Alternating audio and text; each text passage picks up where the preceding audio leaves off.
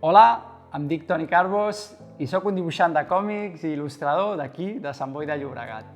Ja de ben petit jo ja vaig tenir clar que volia dedicar-me a això de dibuixar i vaig decidir estudiar la carrera de Belles Arts a la Universitat de Barcelona. En acabar la carrera vaig començar a moure els meus projectes per diferents editorials i es van publicar les meves primeres obres aquí al mercat espanyol. Després ja vaig fer el salt al mercat francès, que és el mercat més potent que tenim aquí a Europa, i vaig publicar aquest parell d'obres amb el meu guionista habitual, que es diu Javier Cosnava.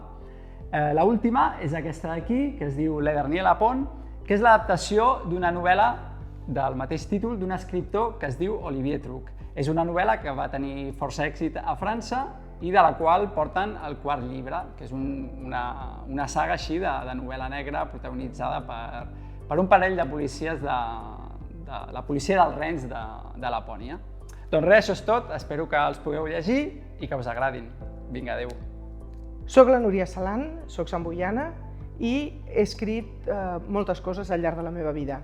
Soc metal·lurgista de professió, per tant, una part dels meus escrits són de l'àmbit de materials, com un text tan apassionant com aquest de fractura de materials, o també he traduït llibres de l'àmbit de materials, com aquest, el Callister, que és un llibre molt utilitzat en l'àmbit de materials, però també he escrit altres continguts relacionats amb la igualtat d'oportunitats, amb la igualtat de gènere, com la novel·la Quedem divendres, que la tinc en 3 idiomes, Are You Busy Friday, que és la que veieu, o Nos vemos el viernes, o també relats breus dels que he guanyat algun certamen de relats breus per dones. I el darrer text que he escrit, que és per mi meravellós i que és molt simbòlic, és aquest, La petita història de la meva escola, l'Escola d'Enginyeria de Terrassa, que ha estat un treball mano a mano amb la Pilarín Vallès. M'he passat la vida escrivint perquè escriure és la manera de comunicar. Llegir és meravellós, escriure és meravellós. Per tant, espero i desitjo que us agradi alguna de les coses que he escrit.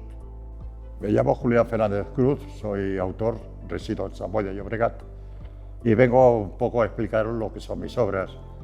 Yo me inicié en el 2009 con el libro de Encarna Sánchez, ahora es mi turno, Mentirosos y Vergüenzas, y es un libro que lo único que ofrece es la verdadera historia de Encarna Sánchez. Posteriormente escribí Los crímenes de la Iglesia franquista, editado por Herida Ediciones, la verdadera historia de los niños de Rusia. Después tengo el libro del Abogado del Diablo, que es el último libro que he editado, y tengo prevista una nueva edición de la verdadera historia de los exiliados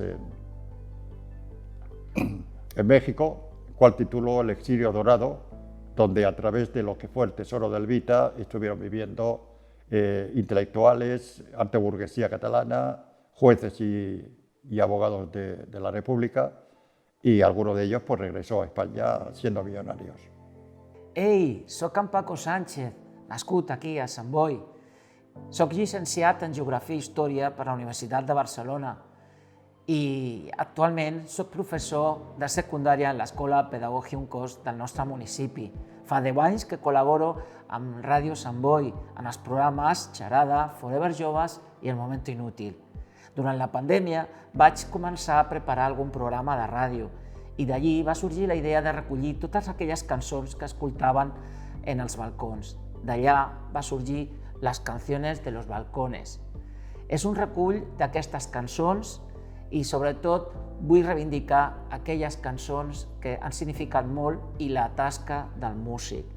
Amb un pròleg de diferents persones, músics, especialistes en la ràdio, crec que podeu gaudir d'aquesta lectura i sobretot descobrir quines són aquelles cançons de la nostra vida. Gràcies. Soc Fructuoso García, escriptor, visc a Sant Boi i les meves obres, la temàtica fundamental és els problemes actuals de la gent.